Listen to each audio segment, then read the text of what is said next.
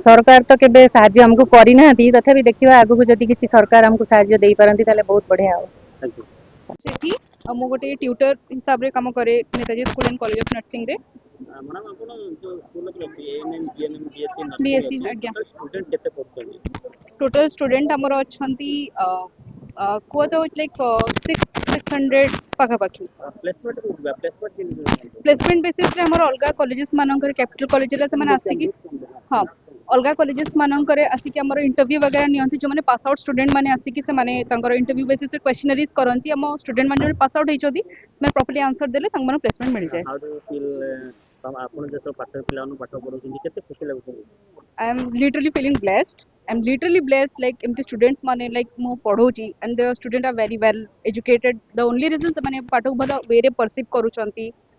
पिलाने पाठ पढि जॉब कले एटा आपन केते इंस्पायर करे? ऑब्वियसली इंस्पायर करिबनी केमती बहुत इंस्पायर करे कि हाँ हम लोग कभी ना कभी हम तक छो पढ़ेइछु तो सेही जिंसटा को से माने ताको गोटे डिजायर बेसिस रे नहीं जानते कि हाँ मैम आज ये प्रोफेशन रे अछंती तो काली को हमने भी प्रोफेशन को आसी पारिबु वेल रिस्पेक्ट हमें गेन करि पारिबु समस्त को इक्वली ट्रीट करि पारिबु सेही बेसिस रे जो भी प्रोफेशन को से माने गले से हिसाब रे रिस्पेक्ट पाइबे हमको प्राउड फील हो जो हम स्टूडेंट माने सेति भलो प्रोफेशन को जाई कि वेल माने गोटे प्लेसमेंट पाइले तो हमको तो ऑब्वियसली फील हो ब्लेस्ड ना। Madam theory to practical basic गुरुत्वपूर्ण है तेणु प्रैक्टिकल को केमती कोन आपन प्रैक्टिकल बेसिस पे हम लोग माने क्लास बेसिस रा माने कि थ्योरी को हमें स्ट्रांग कर दो थ्योरी छोड़ थ्योरी क्लियर हे गला तापर जतल से जंती प्रैक्टिकल बेसिस रे कि एसीबी को गले एसीबी रे सेठी हमन अलगा स्टाफ माने भी अछंती सेमान तंको वेल प्रॉपर्ली गाइड करंती कि एई प्रोसेस एटा कि गोटे इंजेक्शन इंजेक्ट करिबार एडमिनिस्टर करिबार अछि कि गोटे माने गोटे पेशेंट अछि ताको केमती कोप अप करिवो पेशेंट माने तो डेली बेसिस पे लाइक से माने हम कोप करिवे तो नाही तो हम माने केते पेशेंस वाइज पेशेंट मेंटेन करि कि हम तंको माने केमती कोप करिवो सेटा मेंटेन स्टूडेंट को कॉलेज को जानते माने प्रैक्टिकल पे हमर एसीबी को जानती। आज्ञा